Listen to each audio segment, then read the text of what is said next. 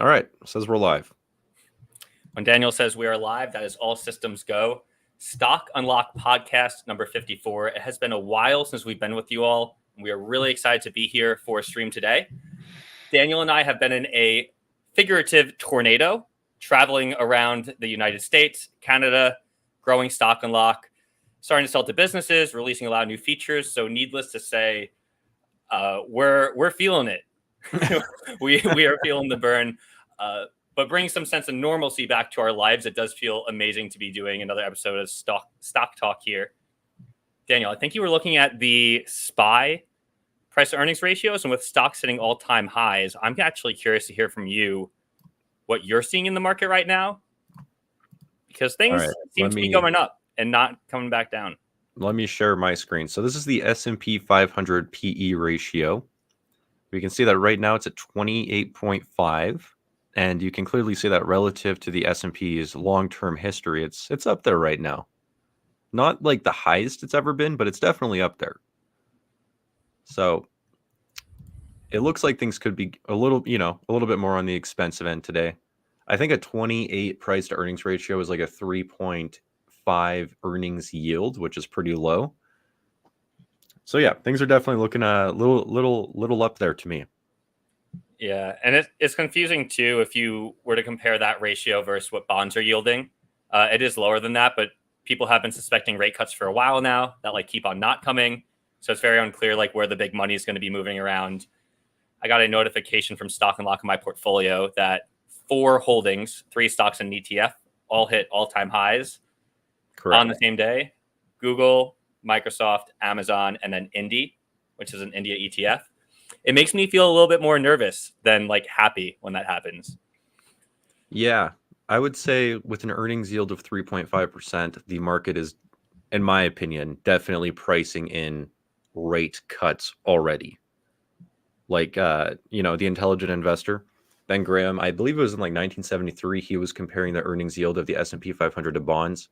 And at that time, it was the same situation. The earnings yield was below bond yields. And he straight up was just yeah, the market is expensive. There's no margin of safety in stocks right now. I'm being cautious. And he was preaching caution. And then I think 2 years later, the market fell 30 or 40%. So yeah, it's just it seems like kind of the same, expensive market. But that being said, things can remain expensive for quite a while. Again, in the intelligent investor, when Ben said that the market was expensive, it remained expensive for, I think, 18 months after he published that version. And then it finally fell 2 years later. But yeah, so things look expensive to me, but they can remain this way for quite some time. So what are you going to do in this market, Jake? What's going on? I'm embracing my inner investing Buddha, to be honest. I don't know how to sell. I don't know where the sell button is. No, that's actually not true. I did actually sell a smaller position I started and then dollar cost sold a little bit, which we can talk about. I'm still dollar cost averaging into Airbnb. I have bought and nibbled on a few shares of Google and Amazon, but really have not been finding a ton of value out there. I did put in a very big order for some smaller penny stock that I want to build a smaller position in, which is a small cap. I'm not going to share that ticker on here just because it's literally a 15 million market cap. But due to low volume, that probably won't go through. So yeah, mostly putting my cash into a ETF called USFR, which is basically a 10-year U.S. government bond yield ETF. They pay a monthly dividend. The forward rate, I think, is around 5.25%, 5.5% right now. And I own a lot of that. I actually treat it as cash. So I have been really building up my safe dividend income and lightly dollar cost averaging. But if you view that as cash, I'm pretty heavy in cash right now. I just don't feel comfortable. I'm just really not seeing much out there.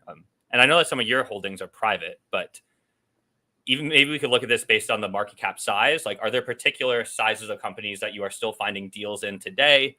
Is it really just all across the board that everything's expensive? Yeah, I strongly believe that there's always value somewhere. I think that there's always an area of the market that's undervalued or looks cheap. I would actually say that's real estate right now. I talked about a real estate stock on my channel, I think 2 weeks ago, which was Rexer. That company's growing strong. It's selling for basically all-time low price ratios. And then I also found another REIT up in Canada, which I personally think is Canada's best REIT, which is a Granite REIT. That one's trading for near all-time low price ratio. So it seems like investors are not optimistic on real estate right now, which could be providing some interesting undervaluations. And these businesses are still growing, by the way. Like they're still FFO per share is still growing like 8 to 10, or sorry, like 5 to 10% per year. So they look okay. Those look interesting. Then you have your obviously Equitable Bank. Everyone take a drink. We made it 5 minutes in. There you go. That one Dude, before BAM though, yeah, before before Brookfield. BAM. Wow. I think EQB is like one of the cheapest stocks in my portfolio today. So that one definitely I still think is cheap. Outside of real estate though, I would say mid cap stocks and small cap stocks are really what I've been buying. I think that I'm still finding value in those stocks. I actually find it kind of interesting because like a lot of the stocks that investors consider high quality are very expensive, like Costco, Adobe, Microsoft. Google's getting up there, but those types of businesses like Intuit, even those businesses are trading for very high prices, in my opinion. So it seems like the market has kind of gone into like all the high quality names. Yeah, I'm Oh yeah, like it's feeling that dogpiling as well. Sharing my screen here to just like bring up something I was looking at before with Google, but yeah, this is like exactly what I'm seeing in terms of like us actually looking at the price ratios here. I might have to log in because I'm on a free account right now, so it'll only let me have one stock. But yeah, I was looking at the Google price ratios this morning, and they are like really, really creeping back up. yeah, they're not as high as like Microsoft, but I think that they're above averages again. Yeah. So what we can see here is I've actually created a preset for this, Daniel. It's called best price ratios. So when I click it, it just automatically applies my favorite ratios for most stocks. Of course, you can't use these for all. Yep. But yeah, you know, you can see we talked about this so much on the channel. At the end of 2022, I think you and I were both loading up, and we kept on pointing to this graph and saying that this was kind of near its lows. If you look back historically at its price ratios, and right here at the end, this is exactly what you and I keep saying. And we can plug other stocks into this to look, but the ratios on everything seem to be going up and way above historical averages. So Yeah. Yeah, it does not make me like excited to start like buying a ton of stocks right now. You can Yeah, see like the same thing with Microsoft here. yeah, the event that I was just at in Toronto, I was actually asked about the US markets right now in general. Tell us And about that event actually, just for the viewers here. Like, where were you? yeah, I was in Toronto at the Blossom event, which is now an annual event, just like Blossom, the app, hosts it. I know the guys that created Blossom, they're my friends. So I go every year, I get invited out there to speak on some panels. And 700 people were there this year. It was a huge crowd. It was very, very fun. I Wow. just got back yesterday. But yeah, I was on a panel talking about US stocks and what the best investment strategies are. And obviously, you know, historically, the best investment strategy has just been a dollar cost average. If you have a long runway ahead of you, then yeah, dollar cost averaging, just buying if the market's high, low, sideways, whatever, doesn't matter, just buy. But then I also gave the caveat to everyone like, you know, S&P 500 is up 15% already this year. That's not normal. And the markets that we have been living in recently, I believe, are not normal. So I think investors just need to like lower their expectations, in my opinion. You know, S&P 500 is at a 28.5 PE. All these stocks are trading for like record high price ratios again. Microsoft is at 50 times cash flows. It's like, I don't think this is like a super high return environment over the next 5 years. So people, I think that they just got to lower their expectations a bit. Because if you go into the market, buy the S&P 500 and you expect to make 15% per year at these price ratios, like I think your expectations are misaligned with reality. So that's kind of what I was telling everyone. Yeah, it sounds like a really fun event. 700 people sounds great, and I think you got to see some of your like long term like big supporters like talk about your book and stuff. So Yeah, it was fun. hell yeah, that's great. And yeah, to kind of like add on to what you were saying before, more on the market comments of where are we at in the market right now. If you don't know who Roaring Kitty is, you might have been living under a rock. But this is the GameStop guy that was on the actual deposition hearings a few years ago when all the GameStop stuff went crazy.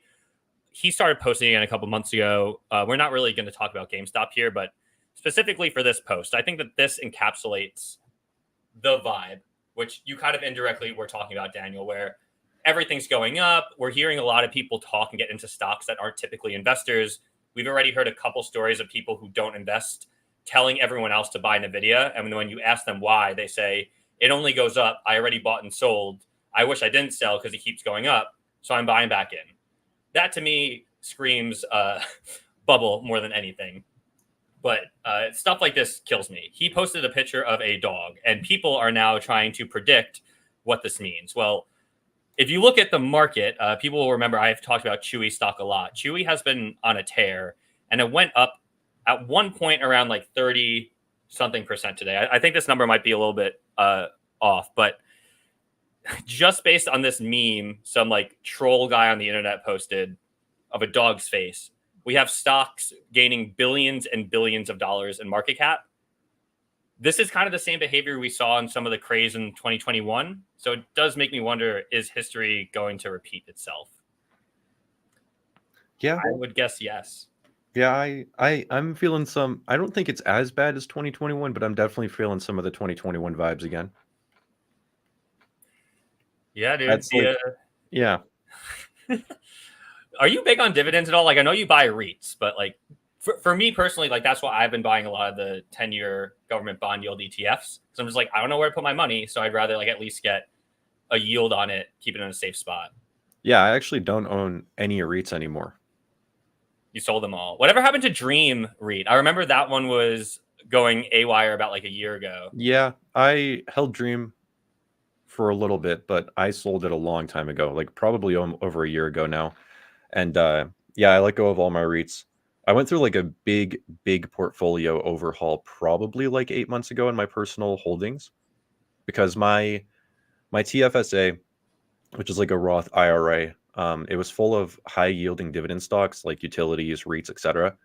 But then my mindset just totally flipped, and I was just like, I should be focusing on total return and not just like dividend income. So I sold off a lot of the high dividend yielding stocks, and then I put it into, stocks that I think will produce the best total returns over the long term. So yeah, I don't actually hold any REITs anymore. I also don't hold a lot of my utility stocks. I don't think I actually hold any utility stocks anymore. Good to know. Yeah, I agree with your mindset, like growth more than everything. Also, when people are buying dividend stocks, I think the growth of the dividend, and we say this a lot, is a lot more important than what the current like yield is. Yeah. In theory, like you much rather buy a dividend that's yielding 2% today, but has a over 10% CAGR on the actual dividend per share growth, as compared to like a stock that's maybe yielding like 5 or 6%, but like the dividend is constant. And we actually saw like AT&T kind of top off and go through that. I mean, obviously this is a older story now because the stock's already fallen a lot, but if you looked on Stock and Lock, you would have seen their dividend was at risk. Their dividend was topping off, and people were buying it because the yield was high. But in reality, that was a warning signal because they could not afford that dividend and they had to cut it. So obviously, it would have been better to buy a lower dividend yielding stock, like, I guess EQB, right? Yeah, EQB is exactly what you just explained. They're at around 2% dividend yield, and they grow it at 25% annually. So it's like over the next decade, that dividend should quadruple, if not more. Yeah, there's a lot of stocks like that. BAM. There we go. We're officially talking about BAM. BAM is really, honestly, like when BAM came out, because it was a spinoff from Brookfield Corporation, that was around the time that I sold off a lot of my REITs and everything, because at that time, BAM was yielding, I think, like 4.5%, which is around what the REITs were yielding. But BAM grows its dividend at 15% annually. So I was like, it's the same yield basically, but it grows significantly quicker. And that's why I went so hard into it. So yeah, that's like BAM is a big portion of my RRSP and TFSA now. It's a unhealthy amount. I do get used to it. Be a Charlie Munger, man. Just to let it grow to over 50%. It is. Anyways, enough about us and our stocks. How selfish of us. Hello, PB. I'm reading the chat right now. Bearded Angel. Adrian. Great to see you, Adrian. It's been a while. Erdolito 33. Router. Great to see you. Ralph. Sandeep. You want to take a comment here, Dan? We got a couple questions, a few stock tickers. Yeah, sure. Okay. We got ATD right here. I actually haven't gone through the earnings yet, so I can't actually really talk about that one too much. We have one here. Thoughts on Trex? Okay. When I saw that, it just made me think of the dinosaur. ETD. All right, let's go and take a look at Trex. I'm going to rename it to T-Rex, by the way. T-Rex. So they sell dinosaur bones, or it's an agency where you can contract with paleontologists. Yeah, sure. This is a building company. So one of the first things I like to do is try and figure out what does that mean. Engages in the manufacture of wood alternative decking and railing. Okay, so they make basically decking and railing for buildings, homes, I guess. Their stock has done very well over time. It was really up here in what was that, 2021? Everyone was rebuilding their deck with their government stimulus money, I guess. That's right. It fell 60-70% from 2021 to 2022. Now it's back up like 78%. Something interesting to do here, Daniel. Can you put in as a comparison stock here, Pool, Pool?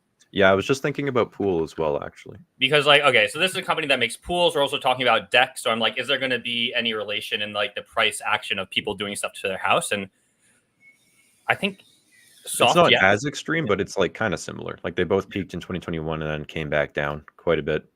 Interesting. But yeah, this one, let's look at its revenue. Its revenue peaked in 2022, came down. Looks like it's actually coming back up now. Interesting. What is its cash flows doing?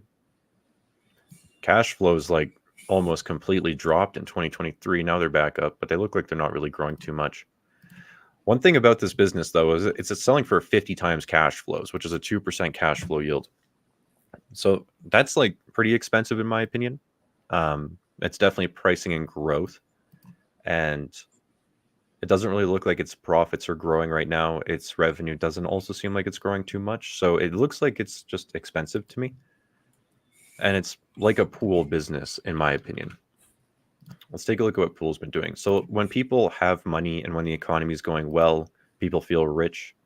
You know, they want to build pools at their homes. And you can see like in 2000 and 2007 during the Great Recession, Pool's revenue fell because obviously like, people probably weren't building pools as much during the recession.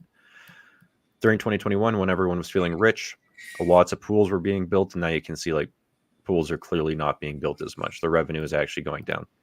So I think that Trex kind of looks like Pool, except Pool's operating cash flows are still at all-time highs. But yeah, Trex looks like it's pretty expensive to me. Yeah, I just pulled them up in the freeform tool on my own computer as well. Just look at their historical price to operating cash flow and price to free cash flow. It's like super spiky, which means that they're like running that like close to cost usually. So yeah, I don't get too excited about these businesses, or especially like a decking company. Like I feel like a pool company. Now I'm speculating, but I would speculate that a pool company has a slightly larger moat, no pun intended, not because it's a joke. But like to me, it feels like it's harder. Like there's less pool companies than a company that can make a deck. Like I had a friend who did a landscaping company and they started like building decks, right? So I would just be a little bit curious about what their competition's like. And I also know in the home building space, there's a lot of disruptors there that are starting to build these modular homes. And of course, there's a huge like housing shortage and like prices are going up. So a lot of people in our generation are actually going out, like buying these smaller modular homes, you know, $30,000 or $40,000. It's like a box they like set up and bring it anywhere. So I would actually imagine that there could be some disruption to this space coming up in terms of like the cost to actually build these. But at the end of the day, like the raw materials still need to be shipped. Yeah. Not really like too interested in it. Yeah. Yeah, I agree. And it's 50 times cash flows today, which is like very expensive. So yeah.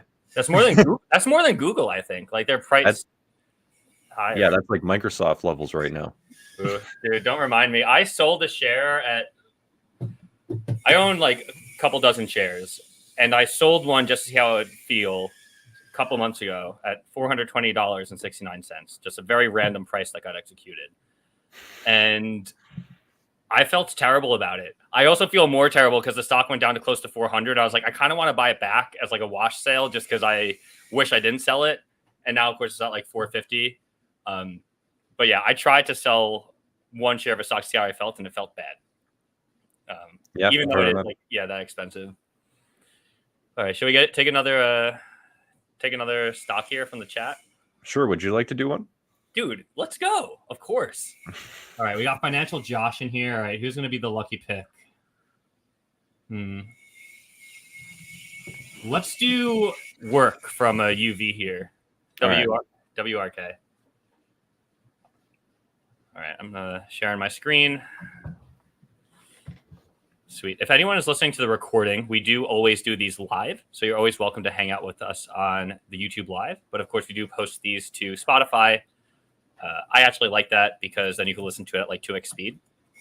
Which is cool. All right. WRK, WestRock company. Let's first figure out what they do. You know what? Let's start generating an AI stock report too. Why not? Let's do it. Let's do it. If people aren't aware, we just launched an incredibly powerful feature. With one click, we have built a promptless AI feature. You don't need to do any work, and we handle a lot of technical complexities to build a beautiful PDF report export. So that is going to generate, and we'll check on that later. Let's learn more about this company, though. They engage in the provision of sustainable fiber-based paper and packaging solutions. Okay, they have 56,000 employees. Interesting. So this is a containerization packaging company. The stock's been relatively flat the past 5 years. Let's look at this through the AI stock report. It's already done here. All right, let's go. So What's going on with this business? Yeah, so I really like this report because it just makes it so easy to look at a business in a typical like research paper, and it's only around 10 pages. So yeah, 12.8 billion market cap. See, the PE is pretty high, 42, less than price to sales. Okay, they pay a dividend. They're profitable. They have definitely outperformed the SPY in the last year. Some negatives on the insight scores, so we'll get into that. We don't have time to do this, and I won't bore you guys by reading a bedtime story here. But there are a lot of great summarizations in these reports too, which is kind of what I'm doing verbally here. But yes, let's check out their growth, which is not good. all their top lines are going down. Sure, tangible book is going up. That's fine. I'd want to look more into the net income number just because it could be going up, but it might be going up in a small number. So let's just bring this up right here. Okay. Yeah, net income's been all over the place, eh? Yeah, they might have made some purchases or something. Interesting. Okay, well, we'll see what happens with the free cash flow when we get there. Looks like revenue hasn't really done too much either. Yeah, revenue is flat too. Don't love to see that. This company is carrying debt. Their total cash is just 1% of their assets, which is interesting. Most of their assets is actually property, plant, and equipment. So this is not a cash-rich business. Balance sheet's okay. Yeah, I never really love seeing companies carrying tons of debt.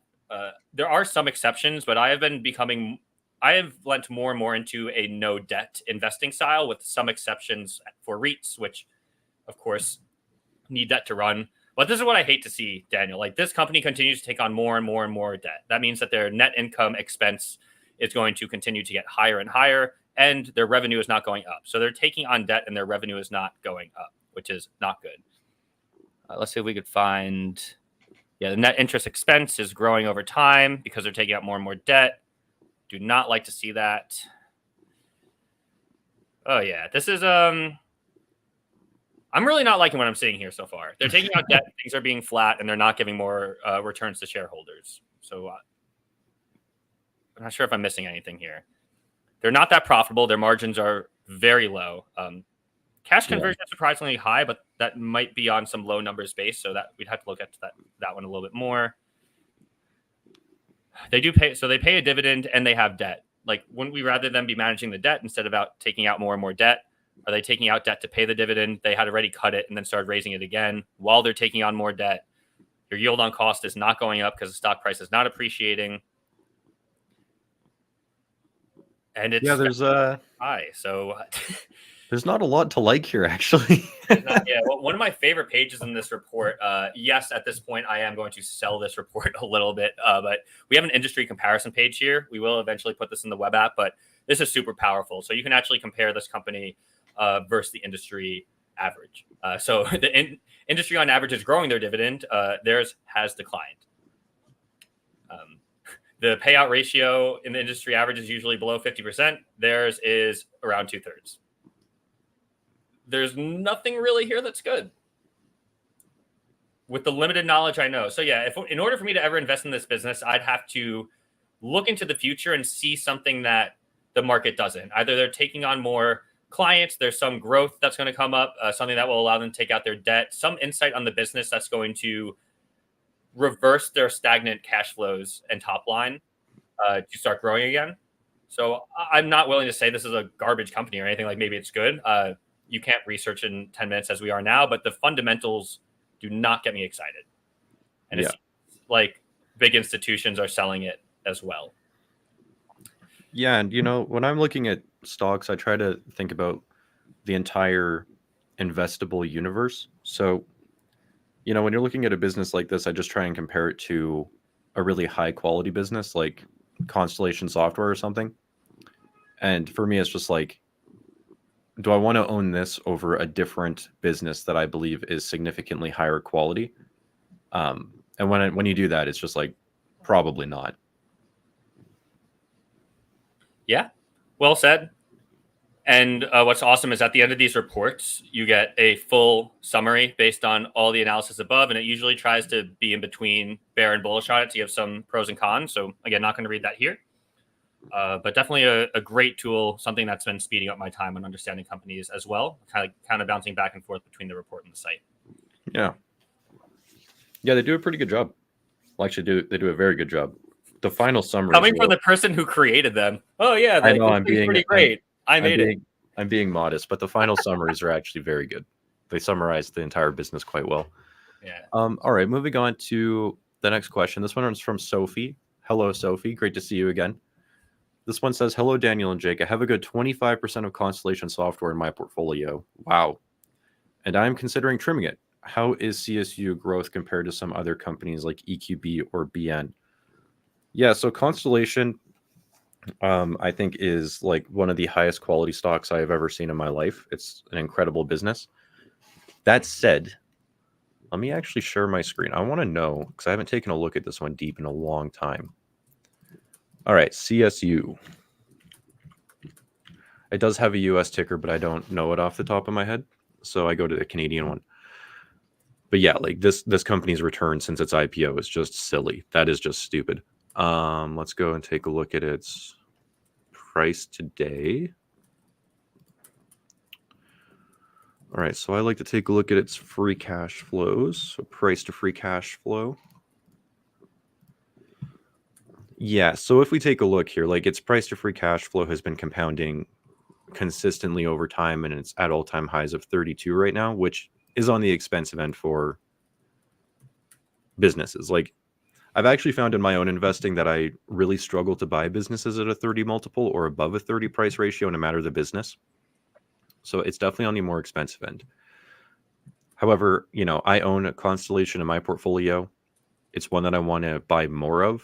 And just because it's selling for a high price, this is actually a stock that I am not looking to sell. And the reason is because it has just continued to compound and compound and compound. Like, its free cash flow is continuing to hit all-time highs. It's compounded at 25% annually. And when you zoom in, like, it compounds cash flows. Well, actually, no, recently it's been about 17%, but still around 20%. So this is just one of those companies that continues to surprise me. And even though it's selling for all-time highs, it's just like, it's one of those stocks that I really just don't want to sell ever. Yeah. So I would also ask, like, did it grow to 25%? Was it originally 10? Sorry, what do you mean? I was asking Sophie, like, if the business has grown to 25%, it's like, don't trim the flowers. Potentially is one strategy you can take that are like doing pretty well. Yeah. But then if you start off at 25% and your average price is the current all-time high, like, that to me might change the mindset of it. Yeah, it's so hard to answer the question of selling because it's like such a personal decision. I mean, there's so many factors. Like, is 25% an uncomfortable amount in your portfolio? Is it a stock that you want to hold forever? Like, how bullish are you? yeah, there's just so many different considerations to go into that. But in my opinion, for CSU and my own portfolio, it's just one of those stocks that I never want to sell. And that's the same for Topicus and Lumen, which are both CSU spinoffs. Like Lumen is selling for 50 times cash flows, and I'm not selling it right now because these are businesses that, believe it or not, I do have businesses in my portfolio that I never want to sell. And Constellations Group falls into those stocks. Dude, join the club. Just as a reminder to everyone, this is not financial advice. Daniel and I are not financial advisors. Yes, if you're playing the bingo game, you can take a drink for that. But this is just entertainment about what we do.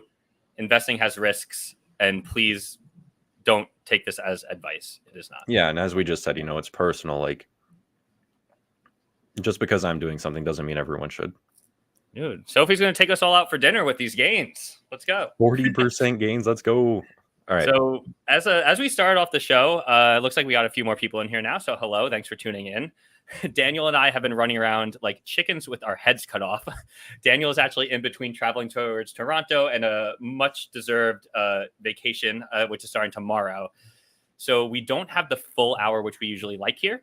I would say in the closing 5 minutes here, we might have time for one more stock. We also did get a great question on what are we doing for pricing and feature availability for legacy subscribers, which means if you were an early adopter with us. We're very happy to talk about that live. You could also email us, support@stockunlock.com if you have any questions there. But yeah, the super brief 30,000 foot view is, as we have done in the past, we are continuing to respect people's prices. Your prices will not be raised, and we are continuing to ship new features to you within that same price. And we have stayed true to that. The other reality is our company is not profitable, and we cannot operate forever without making a profit, obviously. So we have went out, we bought a lot more financial data. We have the company specific KPIs as well as up to 35 years financial history. So everyone's existing access was actually grown. However, there are additional features such as the additional data look back and AI that we are guarding behind higher price tiers. We do feel confident in that decision. And obviously things can change over time, but that's like kind of why we're doing that. And we feel like it's a good balance where we need to run a sustainable company as well. So thank you so much for that. We understand that it might rustle some feathers. And again, we're here to talk about it. We do our best to do a very consumer-facing company. Most companies don't come out live and do all this stuff, right? Like, we're not your typical suited people. We're just fellow investors just like you that have nerded out so hard on it that we actually ended up creating our own platform, which then helped enough people that we realized we could build a business around it. So thank you for everyone who has been supporting us. Seriously, if you are an early adopter, we would not be here if it was not for you. And Daniel and I are eternally grateful for that. I guess that's about it for me, unless if you want to add something on that. And we're happy to answer any questions, as I said, if you guys want to drop them in the chat. Yeah, no, I would just double click on that. Thank you to everyone who supported the business thus far. Like, that's why we're doing our best to not increase the prices for everyone who is an existing subscriber. And you've actually gotten more features in the new launches, like the portfolio update emails that I don't know if you guys have been receiving. You should be receiving them if you have a portfolio in Stock Unlock now. But like, that's something we gave all of our subscribers for free. So yeah, anyone who subscribed to Stock Unlock before the recent updates does not have their price increase, and they got more features. But as Jake said, like, we did buy more data. The AI reports also cost us money to generate every single one. So there is new stuff now where, like, if you do want those additional features, unfortunately, we paid for them. So we do have to charge a higher price for them too. But wait, there's more. You can actually get access to all of this data for free for the next 48 hours. We're honestly doing this out of the kindness of our hearts, but also, and I'll be forthcoming here, like, we kind of want to wear in our sleeves some of this new value, right? So you can actually access all of our KPI data right now. This does come directly from FinChat, who we are partnered with. Some people have asked us that. So we've got a good relationship with them. And you can look at this for thousands of stocks, basically anything above $1 billion market cap on the US exchange, as well as a few others. And we encourage you to go check it out. And yeah, like, straight up, we're trying to make some sales from this too. So if you're really enjoying the product, you want to get some more data, obviously you're welcome to buy it. If you don't want it, like, that's cool too, right? We know everyone has different needs. So we're trying to cater the tier offerings to satisfy a lot of different user groups, as opposed to pigeonholing everyone into like one single subscription tier, where you end up just not satisfying everyone. Yeah, it's been it's been a lot of work. Daniel and I feel like we're at the point where we're like eyes glazed, just kind of we don't know if we're awake or not. I'm ready. I'm ready for my little vacation that I'm having this weekend. Very ready for it. You want to talk about it at all, or keep it private? Because I think it sounds like a great yearly trip. Yeah, every year my fiance and I go wine tasting out in Kelowna, which is like the wine capital of Canada.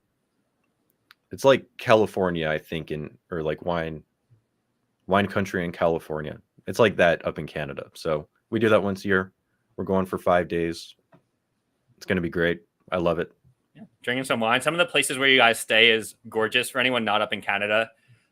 If you are from like New York or Colorado and you go to the mountainy areas, just imagine that, but higher peaks and like more snow caps. It would be fun to debate about which one's more gorgeous. Nature's beautiful everywhere. There's no winners or losers here. I found it beyond gorgeous up there. I'd never went to Canada before I met Daniel, and I'm a little jealous, man. I mean, if you ever need a third wheel, I'm fun. I'm just kidding. Yeah, so we have some comments here. It's like the Napa Valley of Canada, yes. And also, you should come to Europe for wine tasting. I actually was in Spain in March, and I did a lot of wine tasting around Spain. It's very nice. Had a lot of fun. Awesome. Let's take a few of these comments, and then we'll wind down here.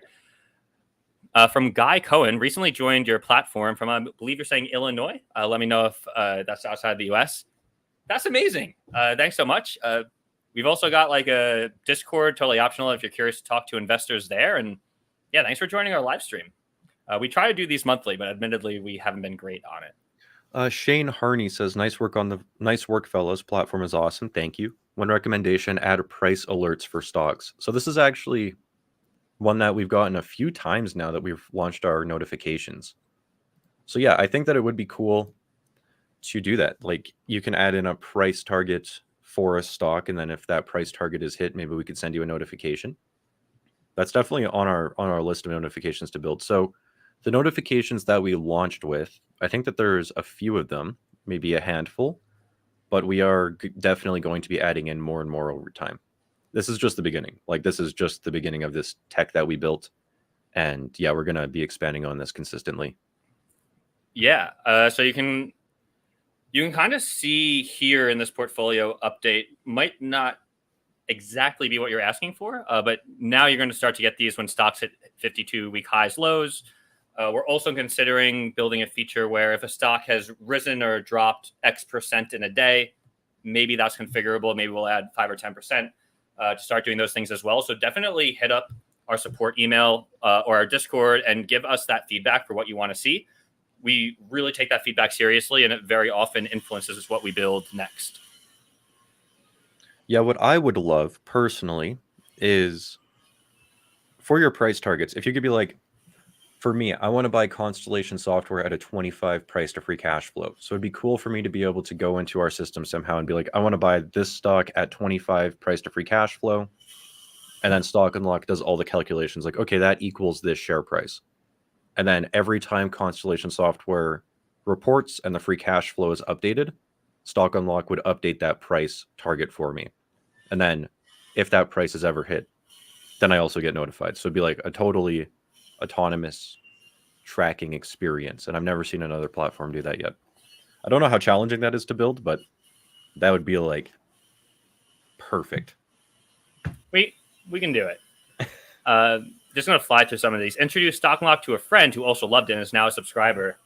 Oh, this warms my heart. I love to hear that. Thank you for telling your friends about us. One light correction before from our new friend Guy. IL actually meant Israel, not Illinois, the state in the United States. So apologies there. I was on the birthright trip in Israel about like 10 years ago, and it's a very gorgeous country. Guy, if you have any ideas for how we can grow in Israel, or if hit us up. We're always trying to expand. We've been sold in almost 100 countries so far to date, which is still don't really believe it. Yes, that would be a great feature. We're on it. Tell your friends about Stock Unlock so we could hire more engineers, right? Grizzle also said that would be a great feature, what I said. I think that would be like literally the best for setting price targets and tracking it. So maybe we'll build it. All right. This seems like a good note to end on. This is the end of Stock Unlock podcast episode number 54. Maybe it's not the end, Daniel. What Financial what do you have to say? Josh asked, will you be attending more Blossom events? I will be at the Calgary one on July 15th. That's the only other one that I'm going to. So yes, if you are in Calgary, then I will be at that one. You guys are gassing us up way too much here. Shane, thank you. Yeah, the AI feature was super fun to build. We're going to be adding AI portfolio summaries and stuff, which is opt-in. Don't worry. And there is a lot more coming there. We are really just getting started. We're just about to hit that inflection point where we get enough growth where we can start hiring engineers somewhat regularly, and that's really what our bottleneck is today. So, yeah, thanks everyone. Yeah, we're literally hiring right now. We're about to hire another engineer. You can email me, Jake, Jake, @stockandlock.com.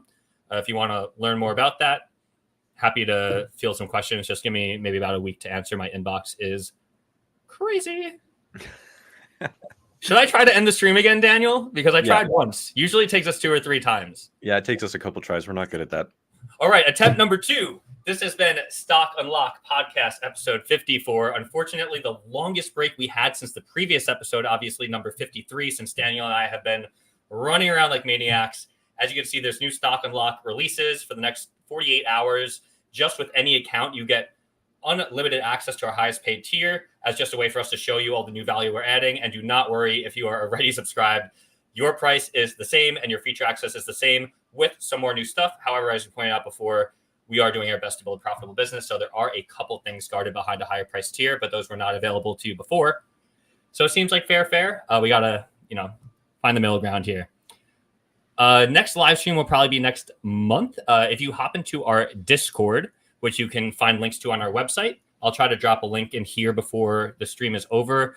We do announce all of our streams there. The Discord is completely free, and I'm getting a link for that right now. Daniel, anything else? Nope, that's it. Thank you everyone for tuning in. Wish we could do these more, but unfortunately at this moment we can only do them about once a month. There's just too much going on over at Stock Unlock. Before we started, I actually told Jake, I even forgot that this was happening today, but it's a nice break from all the other work we're doing. So humbug. All right, should I click the big red button? Yeah, let's do it. All right, thank you everyone. We'll see you hopefully next month. Bye.